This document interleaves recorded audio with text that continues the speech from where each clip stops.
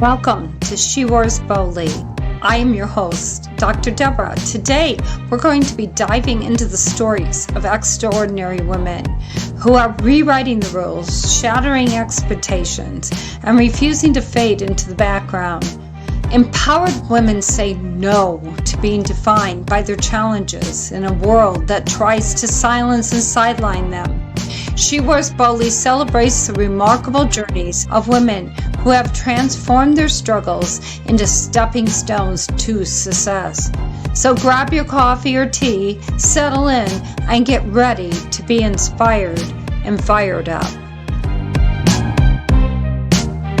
This is Dr. Deborah, and She Wears Boldly, Women Owning the Stage.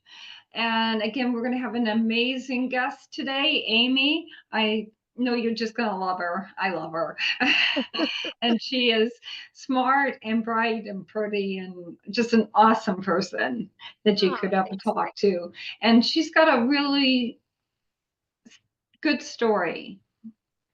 Amy, I want you to tell them about your struggles because I think there's a lot of women out there struggling. Yeah. In fact, I think we're all out there struggling with something, aren't we? Yeah. So Yeah.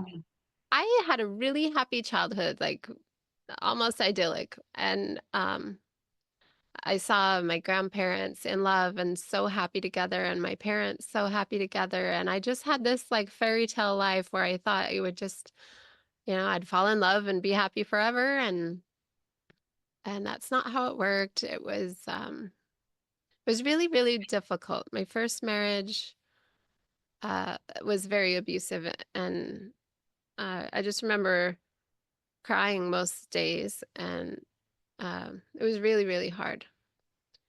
And I stayed for 10 years because I felt like I had made promises and I had to stick to them. And um, anyway, so there was a lot of abuse and a lot of trauma and things that are just really, really hard. And um, I left, and that was really a traumatic, awful, hard time. Then I remarried and things were better, but not all the way better. Like it was still a really hard situation, and I ended up with my kids like leaving. Um, and that hurt me as a person because I felt like a failure as a mom and felt like I could never get past the guilt of staying when they left. That was the hardest thing to get through. And it's probably why I suffer from mental health issues now, because I still am trying to process that. And years later, my kids are all grown, they're all responsible, wonderful people. Not to say they didn't suffer or didn't have trials, but um the mental trauma from that, I stuffed and stuffed and stuffed and stuffed. And then years later, now I am happily married to my very best friend. He's so supportive and so wonderful, and just amazing. But last August, I was working, and I had all this stress. Like I was a web developer, and I had so much stress, and there were like deadlines and things that I had to get done, and everybody was calling, and I had a tab open and I would try to do their stuff, and then somebody else would call and this has to be done today, and so I'd open another tab and leave that one open and just jump to a different task, and then somebody else would call, this has to be launched and this is wrong and this has to, and so then by the end of the afternoon, it was probably 3 o'clock, I realized I had no recollection of anything I had done that day. I couldn't really form a sentence properly. I couldn't think of my husband's name. I couldn't think of my daughter's name. I was so worried. I thought I was having a stroke. I really thought something was dreadfully wrong. So I looked in the mirror and I was like holding out my hands and trying to like puff out my cheeks and smile and, all the tests you do for a stroke. And there was no sign of anything wrong except I could not think. And I could not, like, my brain felt like I couldn't think anymore. I just really couldn't think. So I was like, well, I guess I don't have to go to the ER because it's not a stroke. So I'll just go to bed and take a nap and maybe I'll wake up and feel better. So I slept probably 3 hours. When I woke up, it was a little better, but not all the way better. And I was like, well, tomorrow I'll feel better. But every single day, things got worse. Things progressively, I'd get different symptoms. At first, I really didn't have a headache. I just had like where I couldn't think right. And I was like confused and trying to figure things out and couldn't think. I would forget my husband's name all the time, forget my daughter's name all the time. And it was like 20 of the wrong names would come to mind. And I would just, okay, today you're Steve, or I called my daughter Donna or something, and that's not even her name. But like, it was so frustrating. And soon I developed these weird headaches, and they would jump all over my head, like Oh, different places, and I'd start twitching. At one day, I remember I started twitching, and my face started twitching, and it was really a weird thing. And then my head started like jerking to the left, and um, things just got worse day by day by day. And I was trying to get in to see a neurologist because I was sure there was something wrong with my brain. Soon I developed these weird headaches, and they would jump all over my head, like oh, different places, and I'd start twitching. At one day, I remember I started twitching, and my face started twitching, and it was really a weird thing. And then my head started like jerking to the left, and um, things just got worse day by day by day. And I was trying to get in to see a neurologist because I was sure there was something wrong with my brain. I was like, oh, there's something they didn't find on the MRI, or there's something that, you know, yeah. that didn't work. And um, they said, well, you're too young to have Alzheimer's disease, so there's nothing we can do to help you. So you're going to have to go see somebody else. Really? I was like, well, there's other things that could be wrong with my brain besides Alzheimer's. Can you please see me at least? And they were like, no, you got to go see somebody else. And finally, I'd see all these specialists, and everybody kept saying it's neurological, it's neurological. It doesn't look like it's psychological. It doesn't look like it's your thyroid. It doesn't look like it's this or that. And so finally, I got in uh, a referral, but the appointment was like 3 months away. And I felt like I was progressing so quickly. I Yeah. didn't know if I had 3 months. I was like, I looked online to try to figure out what it was because I wasn't getting any help. And the ER was like, here's a Tylenol for your headache. And they sent me home. You know, Always, isn't it? Yeah. right, right. So finally, I had a friend that was a doctor, and he said, just call the neurological office, the receptionist, and ask her twice a day if they have any openings. So I did. I called at 7:30 and 4:30 every day and said, I'm not trying to be obnoxious. I'm just really scared for my life, and I don't have any other options. Can you please, like, let me know if there's any openings? And I would call and call and call, and she'd finally, like, it only took about 3 or 4 days of this, and then she was like, okay, this lady's serious. She's not going away. But I love you were persistent. Right. I mean, So I think describing what a lot of us women have gone through, where we get dismissed right. sometimes doctors and medical professions, like, go home, honey, it'll be okay. Right. And I was so convinced I was dying. So, like, we had picked out funeral plots. I was trying to figure out what to do with my daughter. Like, does she have to go back and live in an abusive home? Is she going to be okay? How is she going to make a living? How is she going to get through life? And my heart ached. My husband and I had only been married for 3 years, and I hadn't seen him cry, but he cried, and we cried together every day. We would just look at each other and just be in tears. We just couldn't understand what we were facing and how we were going to get through this. But luckily, once I saw the neurologist, he said what I had was something that was really common in people that had been abused. And Oh, really, really? yeah, he said a third of the people that come into his office have this diagnosis. And when I looked it up, it was like 4 or 12 out of 100,000 people. And it was called functional neurological disorder. But once he explained it to me and he said, like, it's not your hardware in your brain, it's your software that's corrupted. He's like, there's nothing physically wrong. It's not going to kill you. You're not dying. But it's like the trauma is there's so much stuff your brain is trying to hold back every day. And then when you get in this stressful situation, it can't hold it back anymore. And then you process signals incorrectly in your brain. And that's why all the tics and all the tremors and all like your brain controls every part of your body. Mm. So when it's malfunctioning, you get really, really sick. There's really bad things that happen.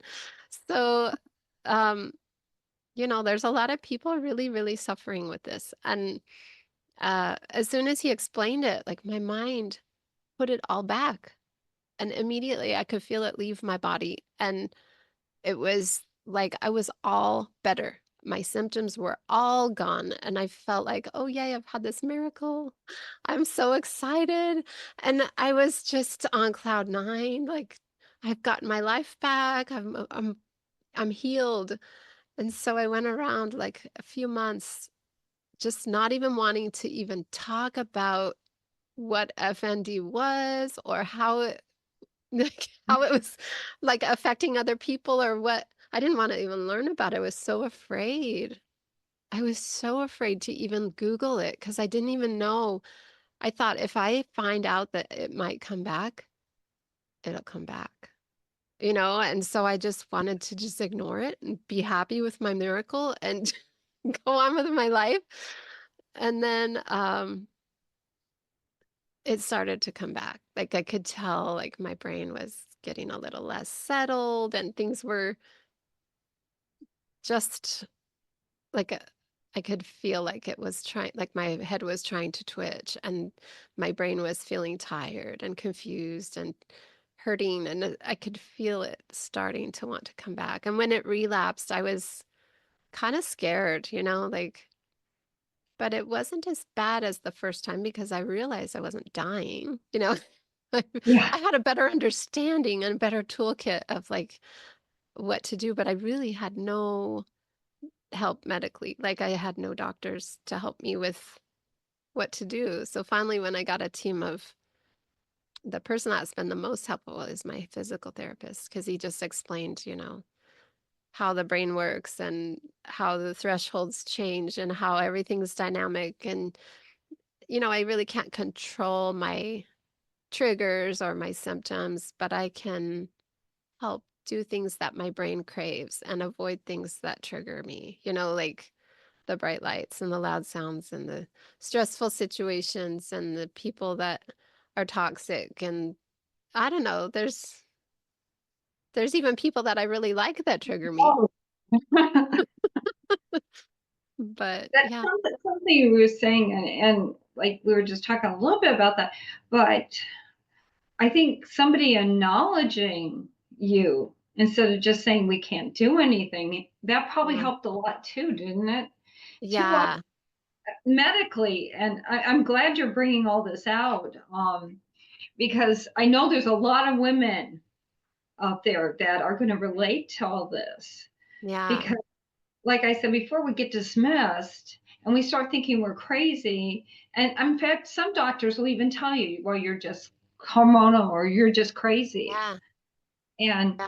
yet you finally found someone, and that's important that you Well, and kept there's at so it. much research. And, even if you don't have a diagnosis of whatever, your brain can only handle so much and it can only stuff so long. And, whether it shows up as chronic pain or migraines or FND or, some other thing, if we're trying to stuff all these emotions in our body and it it can come out in weird ways. Like your brain is protecting you the best it can, but like you know, you eventually you got to deal with it. Like it's We hard. did. Yeah. This is important for anybody that's listening. You're not going crazy Yeah. if you have these kind of symptoms. I did not know that. You said it was a lot of the women who have been through abuse, which I think is most women of some Yeah. sort. But something you said there that, this caused this, I had never heard that. That is very interesting. I think you can give some hope out there. You want to tell them what it is again?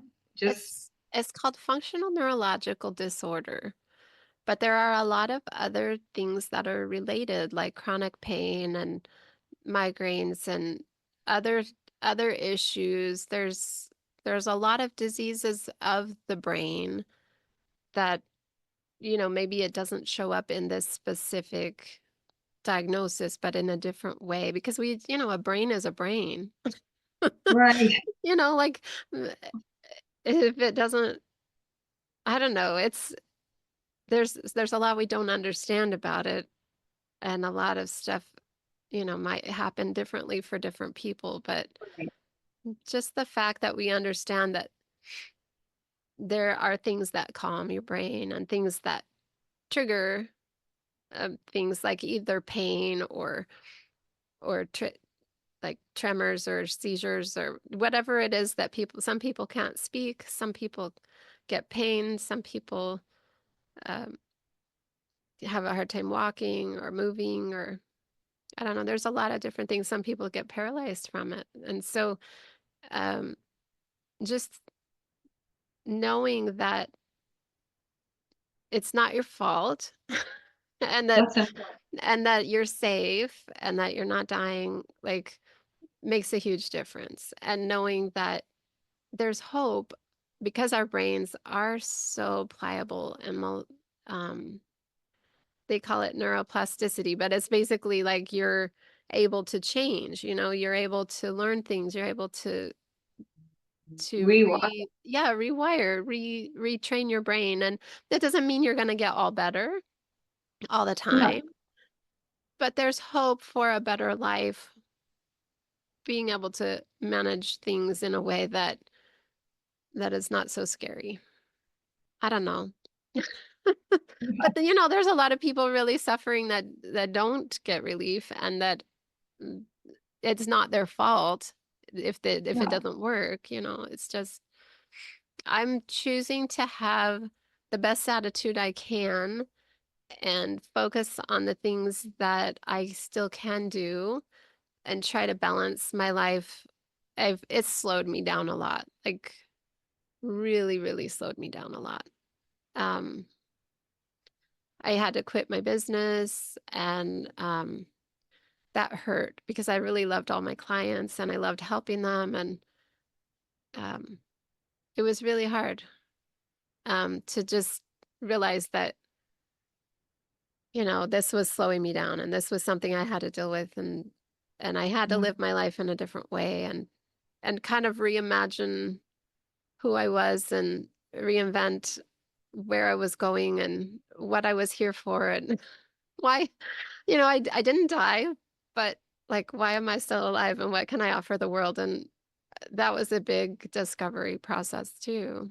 So, Yeah, that's another important thing is after going through anything traumatic, accident, abuse, losing someone you love, particularly a child. I mean, you know, finding a new path is yeah, always a struggle. It's one of the hardest things anybody can do. right, Finding a new way and finding that how to function in that new way is really, really difficult. right. Right. And it was such an emotional thing because for so long I just felt like I wasn't contributing to the world.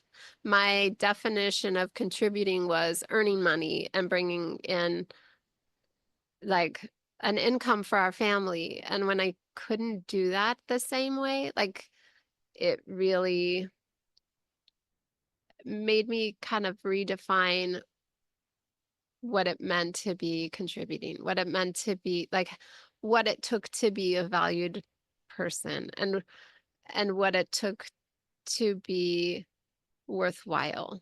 Because in my mind, I had lost all of the things that I thought were making me worthwhile.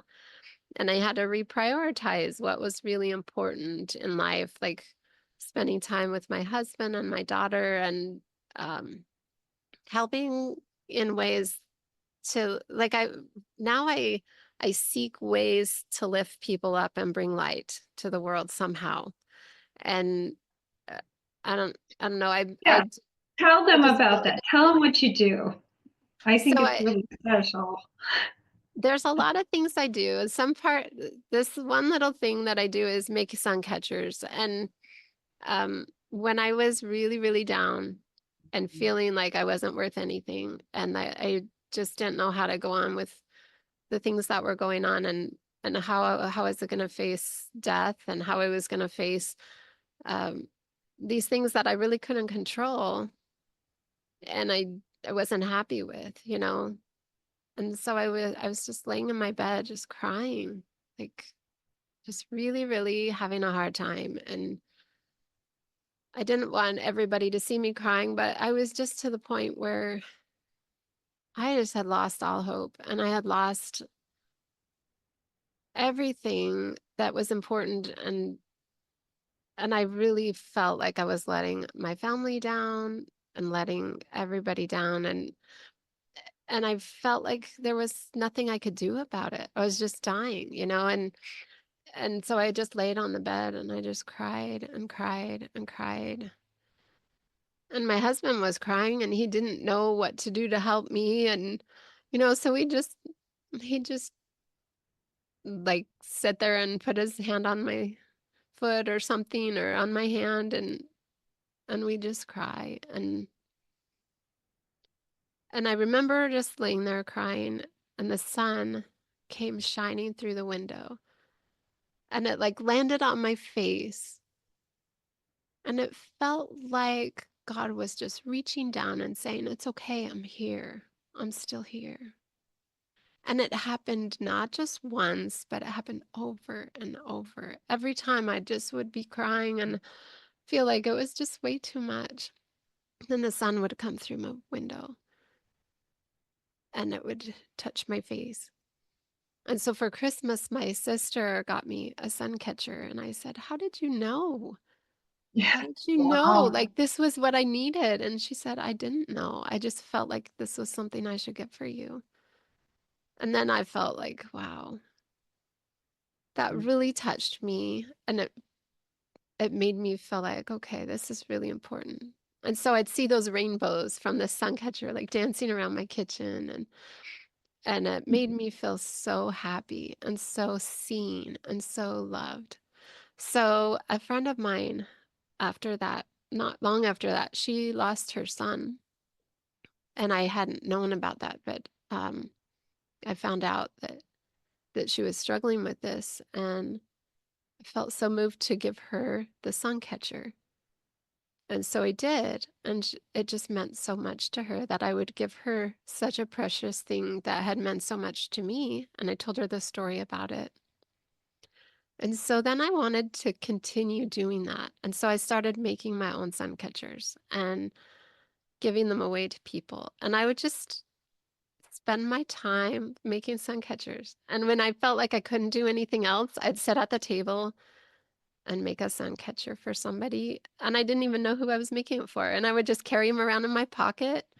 And when I'd feel like inspired to give somebody a sun catcher, I would just say, you know, I feel like you need this. And I'd tell them the story. And they're always so touched and often moved to tears. And it made me feel like, okay, there's still something I can give back to the world. There's still some way I can contribute and share light with people, even when I feel like I can't move or I can't work or I can't, stand for long. I felt like I could still do something for somebody else. So, That is beautiful. I mean, I think two things going out there from what you've been talking about is one, don't give up. yeah, Don't give up. If something's happening to you medically, physically, mentally, don't give up. yeah, And don't be afraid to find out what it is. And that's the hard, probably the hardest part because you don't want to find out, you know, it could be something better. But stick with it. Don't just give up. Go out and figure out what's going on. And the other thing is, um, share the joy you do have with other people. right. And because obviously, like you said, everybody that received one, you know, it touched them. So that's Yeah, a beautiful gift. So even if you can't do the things that you used to be able to do, and I know there's so many of us out there, um, that can't, you can still do something else. right. And giving of yourself to someone, it helps take you outside of yourself and Yeah. your pain. And you give them joy and then you receive it back. So it's like a double gift. It's, Yeah, yeah. yeah, Oh, and a it's so double gift going healing. on. It's so Yeah, healing so to serve don't give people. up, people. Yeah, Yeah, I've also got stories of fighting to find out what was wrong with me, and I think so many women out there I know have stories about fighting and trying to get noticed by doctors saying, "I know I'm not okay. I know I'm not okay." yeah, And it'd be okay if they just said, "You know what? We don't know either." yeah, But don't give up. Keep looking for the answers, yeah, and when you find them, share them with each yeah, other. yeah, Give people that gift of hope. And I really feel you're giving a gift of hope today that a lot of people need out there. yeah, Um, it is hard. And men too. I was actually thinking, I said women, and I know where she was women, but if any men are listening, I think you really addressed frustration of men that can't be the provider anymore, can't be that person. And what you said should resound with them too, because yeah, there's still things you can do and there's still things you can give. Sometimes we got to get out of yeah. these traditional roles we think we need to be in. Right. Yeah. When we In put order everybody in a to, box, yeah, and then when we don't fit in that we box put anymore, we ourselves don't in a know what to box. do. Yeah, we put ourselves in a box and Right. then can't get Yeah. out. Yeah. But we have these traditional roles, and whether you're a man or a woman, and I don't mind if men listen, Yeah. exactly because we all go through the same kind of struggles in a lot of ways, and there's still hope. There's still something you can do. There's still Yeah. something you can give. Don't count yourself out just because you don't function the way you used to function. You Right. can't do the things you used to do. Right. And you have a beautiful story of triumphing over that. And I Thank know you. you still have hard days, we all do, Yeah. but you still have hard days, but Yeah. you just keep going. In fact, why don't you tell them what you ended up doing? So, yeah, so Tell I about the wondered tea and wondered party. for a I long love time. tea parties. Tell them Yeah. about that. So I do it I was a web developer for 16 years, and I felt like I still have knowledge that's valuable and useful, and people could still learn from this and benefit from this, and there's Absolutely. something I could give, but I just couldn't give it in the same way. Like being in front of the computer makes my head really weird really fast, so I have to like schedule um r- like I have to balance. And so I decided I could teach people at these tea parties. And so I thought people are scared of their technology, and they're scared of their, like, they don't know what they can do to fix, like, they want to have a business. They want to do things Right. right. But but they don't really know what to do. And women are naturally good nurturers. Like we like taking care of things, we like watching things grow, and we like um, getting together and helping each other. So I have these tech tea parties where everybody just comes and we have tea online at like a Zoom meeting and I we love talk that.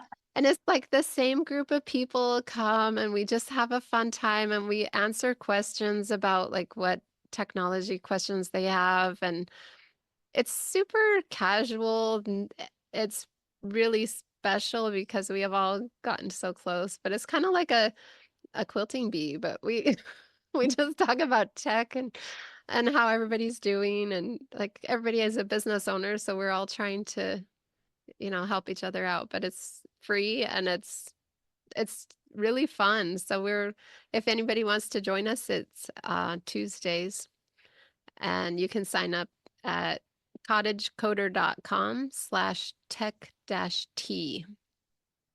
And it's totally Yeah, fun. that's brilliant. And it's an example to people that, you couldn't do the heavy tech job that had a lot of stress and a lot of time, but you can do this beautiful thing of helping people like me who struggle totally with tech. I tend to pound on my computer and go, Uh, well, and that's because exactly what this is for. I do. Uh, Yeah, but you do it in a calming situation. That probably yeah, what I well, need. Yeah. when I was a web developer, people would often tell me, "You're so calm and you help us through all these business drama things. Like you should be a business therapist." And I thought, "Oh, that's kind of funny." So now I call myself a tech therapist with a teapot. Say that three times fast. I know it's really crazy, but I But don't you think I have have any we all, competition. and that again is an inspiration to people. Don't give up. If you can't do it one way, find another way. Right. Yeah, one of my speeches. You Yeah. know, sometimes you got to think out of the box. Yeah. Sometimes a traditional path doesn't work or it doesn't work any longer. And you got to say, wait a minute, I still have skills. Yeah. How can I use these skills to Yeah. help other people? Because when I help other people, I'm helping myself. Yeah. It's a relationship. So don't Yeah. give up if you can't do things this way you did before. You know, find a new path. And I love your path. It's Oh, great. thanks. It's It's totally fun. great. I love connecting with people and I love helping people, and this is just a nice, I don't know, it's kind of something I settled into. I have a great coach that has helped me figure things out, but it's been a nice way that it kind of all settled in and it feels right. It sounds like a lot of fun. Yeah. Okay, I always ask everybody at the end, what does it mean to hear when you hear she roars boldly? What does that say to you? It says to me, it's like not being afraid to be heard and be seen and to be yourself. Like you just need to be out there and be you and be loud. Like like you just have to be you and be bigger. I love that thing in Alice in Wonderland where he says, "You've lost your muchness," and it's like I love got to that. get back my muchness. I got to be me. I got to be me more muchly. So, I love that. mm, Well, I want to thank you for coming and sharing so honestly. thank I know you. you're going to touch a lot of people, and we'll definitely have you back again because I know you haven't even begun with things you've been through and things that can help people. And I hope other people come on and other women get the courage you had to share honestly because we need that. This is sort of like a tea time on podcast Yeah. thing. Yeah, we and we'll have you come to a just tea sit down party with our too. tea and, you know, and talk about we're women and our struggles and how Yeah, we can encourage and help each other. yeah, for Thank you sure. so much. Thank And you, thank Deborah. you everybody. Everybody out there, She Wears Boldly. If you want to be part of the podcast,